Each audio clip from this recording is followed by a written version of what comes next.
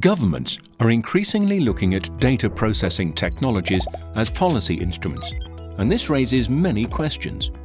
What role will data technologies play in policy design and in policy implementation? Who will produce and who will control such data technologies? How do we ensure data privacy, policy efficiency, and democratic control? And last but not least, in which society will we live in 2030?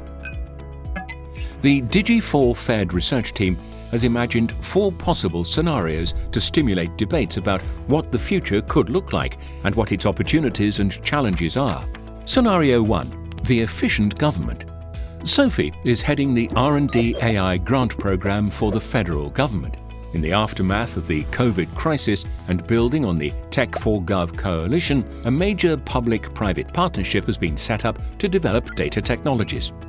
The federal government has massively funded tech providers and startups to build AI applications for policy. A couple of weeks ago, Sophie's program was put forward in the media as the newly developed fraud detection application has strongly increased federal tax revenues.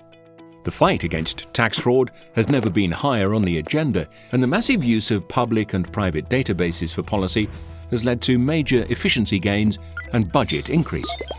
However, such efficiency gains are not seen in a good light by everyone, as they could come at the expense of transparency and privacy rights. Jan is highly critical of these policy orientations. His family, as many others, believes they were wrongfully declined social benefits through what they considered as opaque and discriminatory algorithms. That's why he recently signed a petition against the project of the government to implement data processing technologies for a major tech provider, as he fears a lack of transparency and is not confident his right to privacy will be respected. Scenario 2. The participatory government. Pavel is a policy officer at the Federal Technology Assessment Agency installed in 2023 after a massive health data security breach that has exposed billions of data points to the general public. This agency aims at opening up government decision-making about new technologies for public scrutiny. Today, Pavel is organizing the 25th AI Deliberative Panel at FPS BOZA, bringing together citizens, businesses, civil servants, tech providers and academics. The session is about the governance mechanisms of new European public blockchain based on EBSI, the European Blockchain Services Infrastructure. It aims at sharing social security data among all EU member states to combat social security infringements. These panels' debates directly feed the decision-making process at the Government Data Technologies Excellence Centre, where civil servants implement these technologies. Maria is participating to today's panel as the representative of a major doctor association.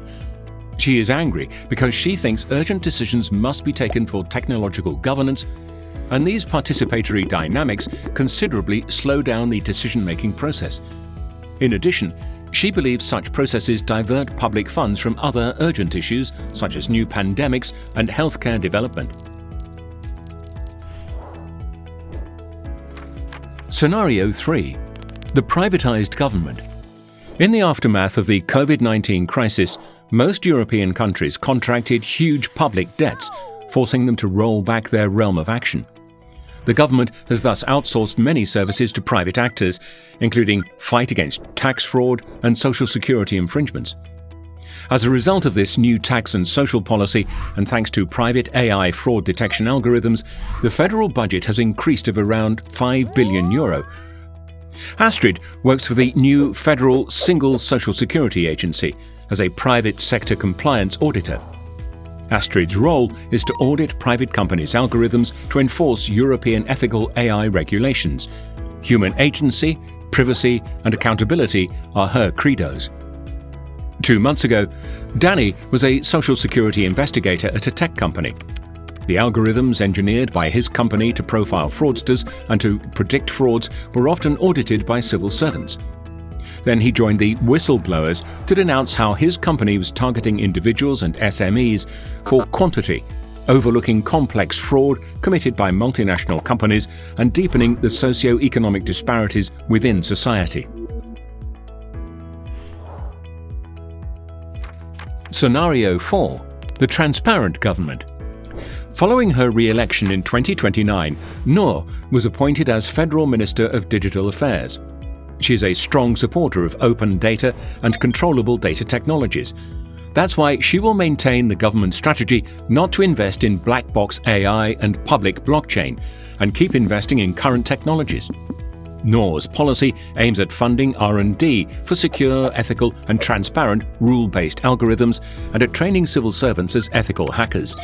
She will also expand the collaboration program among public sector organizations through the newly instituted Crossroad Bank for Policy. Paul is a data scientist at an AI consultancy firm that was created following the adoption of the 2025 Transparency Act, a tailor-made framework supporting open data and open source applications. His job is to audit public and private databases and data applications to identify potential services that could be provided to business in terms of tax fraud detection. Lately, he has discovered that the combination of some open databases led to the identification of people. He must report it under the Transparency Act, but has not done it yet. He is concerned about the repercussions of his discovery to him and to his company. Data technologies in government and the way it will be implemented are key issues for civil servants and for society, for today and for the future. Individuals and social groups obviously have different perceptions of these issues. These scenarios will be used to produce strategic knowledge about what is more desirable for the future. So, looking at challenges and opportunities, how should we organize public governance to use data technologies in public policy? This is one of the objectives of the Digi4Fed project. Do not hesitate to reach out to us or to visit our website.